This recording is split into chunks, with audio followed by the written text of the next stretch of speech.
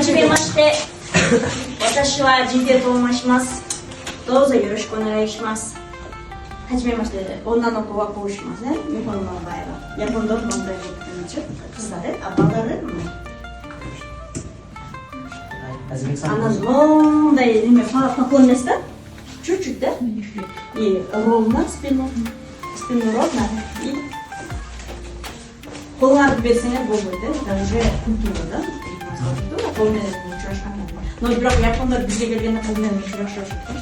Они, чисто по-японски, японияда қолмен ұшырашқан болады. Этикет японский. И суют появится. Если мы говорим, да, кыргыздар. А Япония пацана, это очень большое отличие с нашим народом. Это мы не улыбаемся, без чулмайбыз, да? А елда жеңімізге келіп, жерлерімізге батып көршіп жүрді. Ошон үчүн деген, надо с улыбкой, смайл и спину ровно и чуть-чуть спокойно, да?